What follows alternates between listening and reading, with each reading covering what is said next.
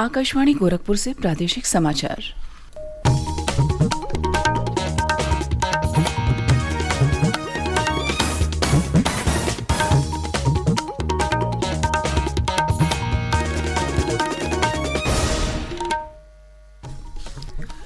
नमस्कार, समाचार बुलेटिन के साथ मैं शिवानी अरोरा। पहले मुख्य समाचार।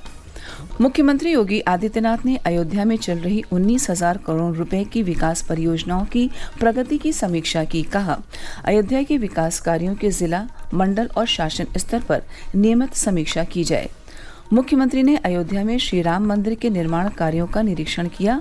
मंदिर तक जाने वाले 3 प्रमुख मार्गों के चौड़ीकरण सहित अन्य सुविधाएं सुनिश्चित करने के दिए निर्देश। प्रदेश के ग्राम सचिवालयों को इंटरनेट से जोड़ा जाएगा। ग्राम सचिवालय भवन के 50 मीटर के दायरे में लोगों को मिलेगी फ्री वाईफाई की सुविधा। और रामपुर में भीषण सड़क दुर्घटना में 7 लोगों की मृत्यु, 4 अन्य घायल। अब समाचार विस्तार से। मुख्यमंत्री योगी आदित्यनाथ ने अयोध्या में चल रहे विकास कार्यों की नियमित समीक्षा करने के निर्देश दिए हैं। उन्होंने कहा कि जनपद में संचालित विकास कार्यों की समीक्षा जिला और मंडल स्तर पर हर सप्ताह और शासन स्तर पर प्रत्येक 15 दिन में की जाए। अयोध्या के 1 दिवसीय दौरे के दौरान श्री योगी कल आयुक्त सभागार में अयोध्या मंडल के विकास कार्यों और कानून व्यवस्था की समीक्षा कर रहे थे। उन्होंने जनपद में संचालित 19,000 करोड़ रुपए की विकास परियोजनाओं की प्रगति की जानकारी ली। श्री योगी ने अयोध्या के विकास कार्यों की समीक्षा के लिए आवास एवं शहरी नियोजन विभाग को नोडल विभाग बनाया है। उन्होंने कहा कि अयोध्या के विकास के लिए अन्य विभागीय अधिकारी स्वतः पहल करें और इस संबंध में विभाग के उच्चाधिकारियों के साथ ही मुख्यमंत्री कार्यालय को भी पत्राचार प्रेषित करें। मुख्यमंत्री ने कहा कि अयोध्या में श्री राम मंदिर निर्माण के बाद लाखों की संख्या में श्रद्धालुओं के आने की संभावना है।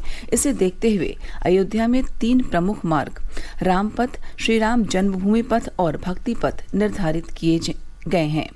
उन्होंने कहा कि इन मार्गों के चौड़ीकरण के साथ साथ यहां अन्य सुविधाएं सुनिश्चित की जाएं। श्री योगी ने शुद्ध पेयजल की आपूर्ति के लिए घर घर नल से जल पहुंचाने के अलावा बिजली आपूर्ति को बेहतर बनाने के भी निर्देश दिए। मुख्यमंत्री ने अयोध्या में श्री राम मंदिर के निर्माण कार्यों का स्थलीय निरीक्षण किया और मंदिर निर्माण की प्रगति के संबंध में प्रस्तुतिकरण का अवलोकन किया। श्री राम जन्मभूमि तीर्थ क्षेत्र ट्रस्ट के महासचिव चंपत राय ने प्रस्तुतिकरण के दौरान बताया कि मंदिर के फर्श को ऊंचा करने का कार्य चल रहा है। जल्द ही गर्भगृह और उसके चारों ओर फर्श निर्माण का कार्य पूरा कर लिया जाएगा। इसके बाद मुख्य मंदिर निर्माण की प्रक्रिया प्रारंभ होगी। उन्होंने बताया कि मंदिर निर्माण में प्रयोग किए जाने वाले नक्काशीदार पत्थर राजस्थान से पहुंचना शुरू हो गए हैं। मंदिर की नींव के डिजाइन और ड्राइंग के निर्माण में IIT Delhi, IIT Guwahati, IIT Madras, IIT Mumbai, NIT सूरत, CBRI रुड़की सहित इंजीनियरों के विभिन्न दलों ने सामूहिक सहयोग किया है। इसके अलावा मुख्यमंत्री ने सामुदायिक स्वास्थ्य केंद्र चक्र तीर्थ का औचक निरीक्षण किया और वहां स्वास्थ्य सुविधाओं की जांच की। श्री योगी ने सामुदायिक स्वास्थ्य केंद्र के लिए जल्द ही भूमि का चयन कर इसका निर्माण कराने के निर्देश दिए हैं। मुख्यमंत्री योगी आदित्यनाथ के निर्देश पर प्रदेश सरकार द्वारा सरकार जनता के द्वार अभियान चलाया जा रहा है। इसके अंतर्गत प्रदेश सरकार के मंत्री विभिन्न जनपदों में भ्रमण कर लोगों को सरकार द्वारा चलाई जा रही जन कल्याणकारी योजनाओं के बारे में जानकारी दे रहे हैं। इसी क्रम में प्रदेश के वित्त एवं संसदीय कार्य मंत्री सुरेश खन्ना, अल्पसंख्यक कल्याण राज्य मंत्री दानिश आजाद अंसारी और जल शक्ति विभाग के राज्य मंत्री दिनेश खटिक ने कल उन्नाव जनपद में अपने भ्रमण के दौरान जिले में चल रहे विकास कार्यों और स्वास्थ्य संबंधी सेवाओं की जानकारी ली। मंत्री समूह ने जिला अस्पताल का निरीक्षण किया और मरीजों से स्वास्थ्य संबंधी सुविधाओं के बारे में जानकारी प्राप्त की। उन्होंने मलिन बस्ती का निरीक्षण कर वहां सड़कों को दुरुस्त कराने का लोगों को आश्वासन दिया। मिर्जापुर में पंचायती राज्य मंत्री भूपेंद्र सिंह, कारागार राज्य मंत्री सुरेश राही और आयुष राज्य मंत्री स्वतंत्र प्रभार दयाशंकर मिश्र ने आयुक्त सभागार कार्यालय में अधिकारियों के साथ बैठक कर विकास परियोजनाओं की समीक्षा की। उन्होंने विकास खंड पहाड़ी की ग्राम सभा चंदुली में जन चौपाल लगाकर लोगों की समस्याएं सुनी। भारतीय राष्ट्रीय राजमार्ग प्राधिकरण द्वारा कल लखनऊ में 2 दिवसीय क्षेत्रीय सम्मेलन का आयोजन किया गया। सम्मेलन में प्राधिकरण के अधिकारियों ने उत्तर प्रदेश, उत्तराखंड तथा बिहार के क्षेत्रीय हितधारकों के साथ 2 महत्वपूर्ण समझौता ज्ञापनों पर हस्ताक्षर किए। इस अवसर पर केंद्रीय सड़क परिवहन और राजमार्ग राज्य मंत्री वीके सिंह और भारतीय राष्ट्रीय राजमार्ग प्राधिकरण की अध्यक्ष अलका उपाध्याय मौजूद रहीं। समझौता के अंतर्गत राष्ट्रीय राजमार्गों के किनारे वृक्षारोपण करने और रख रखाव के कार्य में स्वयं सहायता समूहों को शामिल किया जाएगा। इस अवसर पर केंद्रीय राज्य मंत्री वीके सिंह ने कहा कि आत्मनिर्भर राष्ट्र का सपना तभी पूरा हो सकता है जब उसके पास एक मजबूत बुनियादी ढांचा हो और इसके लिए एक स्थायी राजमार्ग नेटवर्क की आवश्यकता है। सम्मेलन में प्राधिकरण की अध्यक्ष अलका उपाध्याय ने कहा कि प्राधिकरण उत्तर प्रदेश में राष्ट्रीय राजमार्ग नेटवर्क को मजबूत करने के लिए तेजी से काम कर रहा है। पिछले 8 वर्षों में राष्ट्रीय राजमार्ग प्राधिकरण ने लगभग 1 लाख करोड़ रुपए की 31 परियोजनाओं को पूरा किया है। इनमें से अधिकतर 4 और 6 लाइन के हाईवे हैं। प्रादेशिक समाचार आप आकाशवाणी गोरखपुर से सुन रहे हैं। यह समाचार बुलेटिन हमारे YouTube channel AIR news Gorakhpur और ट्विटर हैंडल AIR News_GKP पर भी उपलब्ध है।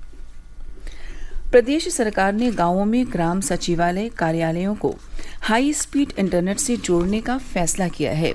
इस व्यवस्था से ग्राम सचिवालय भवन के 50 मीटर के दायरे में ग्रामीणों को फ्री वाईफाई की सुविधा मिल सकेगी। मुख्यमंत्री कार्यालय से जारी विज्ञप्ति के अनुसार राज्य के प्रत्येक गांव को स्मार्ट गांव बनाने के लिए ग्राम सचिवालयों को हाई स्पीड इंटरनेट कनेक्टिविटी प्रदान की जाएगी। प्रदेश के 58,189 ग्राम पंचायतों में ग्राम सचिवालयों की स्थापना की जा रही है। ग्राम पंचायत कार्यालय को ग्राम सचिवालय के नाम से स्थापित किया जा रहा है। गांव की जनता को विभिन्न विभागों से जिन दस्तावेजों, अभिलेखों और कागजात की जरूरत पड़ेगी, उन्हें ग्राम सचिवालय में सामान्य सेवा केंद्र के माध्यम से उपलब्ध कराया जाएगा। राज्यपाल आनंदीबेन पटेल ने कहा कि शिक्षण संस्थानों को अपने छात्रों में विश्व स्तर पर दायित्वों का निर्वहन करने की क्षमता का निर्माण करना चाहिए। उन्होंने कहा कि आज भारतीय युवा विदेशों में महत्वपूर्ण दायित्वों पर आगे आकर प्रतिबद्धता के साथ कार्य कर रहे हैं। ऐसे दायित्व निर्वहन के लिए विश्वविद्यालयों में भी प्रशिक्षण दिया जाना चाहिए। राज्यपाल कल लखनऊ में रजत PG कॉलेज में नवनिर्मित बैडमिंटन अकादमी के लोकार्पण अवसर पर आयोजित संगोष्ठी को संबोधित कर रही थी। राज्यपाल ने शिक्षण संस्थानों को परंपरागत खेलों को बढ़ावा देने तथा विलुप्त हो रही लोक संस्कृति को भी शिक्षा का अंग बनाने को कहा, जिससे नई पीढ़ी भी उन रीति रिवाजों को सीख सके जो हमारे समाज का हिस्सा रहे हैं। विश्वविद्यालय अनुदान आयोग ने विभिन्न विश्वविद्यालयों में स्नातक पाठ्यक्रमों की संयुक्त प्रवेश परीक्षा के आवेदन की अंतिम तिथि 22 मई तक बढ़ा दी है। आयोग के अध्यक्ष प्रोफेसर M जगदीश कुमार ने बताया कि 3.5 घंटे की कंप्यूटर आधारित प्रवेश परीक्षा 2 पालियों में आयोजित की जाएगी। विश्वविद्यालय अनुदान आयोग से वित्तीय सहायता प्राप्त सभी 45 केंद्रीय विश्वविद्यालयों के लिए संयुक्त प्रवेश परीक्षा अनिवार्य है। केंद्रीय संस्कृत विश्वविद्यालय आज से 3 दिन तक चलने वाले उत्कर्ष महोत्सव का आयोजन कर रहा है। इसका उद्देश्य देश भर में और उसके बाहर संस्कृत भाषा को बढ़ावा देना है। यह कार्यक्रम केंद्रीय संस्कृत विश्वविद्यालय, श्री लाल बहादुर शास्त्री राष्ट्रीय संस्कृत विश्वविद्यालय और तिरुपति के राष्ट्रीय संस्कृत विश्वविद्यालय के सहयोग से आयोजित कर रहा है। रामपुर के हशमतगंज इलाके में कल एक कार के खाई में पड़ने से 7 लोगों की मृत्यु हो गई, जबकि 4 लोग गंभीर रूप से घायल हो गए। कार में 11 लोग सवार थे जो मुरादाबाद के डिलारी से रामपुर एक शादी समारोह में शामिल होने जा रहे थे। उत्तराखंड में केदारनाथ धाम के कपाट कल खोल दिए गए। बद्रीनाथ धाम के कपाट कल खोले जाएंगे। इस वर्ष रिकॉर्ड संख्या में तीर्थ यात्रियों के चारधाम यात्रा में शामिल होने की संभावना है। 2019 के बाद पहली बार कोरोना संबंधी पाबंदियों के बगैर यह तीर्थ यात्रा शुरू हुई है। और अंत में इस बुलेटिन के मुख्य समाचार एक बार फिर। मुख्यमंत्री योगी आदित्यनाथ ने अयोध्या में चल रही 19,000 करोड़ रुपए की विकास परियोजनाओं की प्रगति की समीक्षा की। कहा, अयोध्या के विकास कार्यों के जिला, मंडल और शासन स्तर पर नियमित समीक्षा की जाए। मुख्यमंत्री ने अयोध्या में श्री राम मंदिर के निर्माण कार्यों का निरीक्षण किया। मंदिर तक जाने वाले 3 प्रमुख मार्गों के चौड़ीकरण सहित अन्य सुविधाएं सुनिश्चित करने के दिए निर्देश। प्रदेश के ग्राम सचिवालयों को इंटरनेट से जोड़ा जाएगा। ग्राम सचिवालय भवन के 50 मीटर के दायरे में लोगों को मिलेगी फ्री वाईफाई की सुविधा। और रामपुर में भीषण सड़क दुर्घटना में 7 लोगों की मृत्यु, 4 अन्य घायल। इसी के साथ प्रादेशिक समाचार समाप्त हुए। नमस्कार।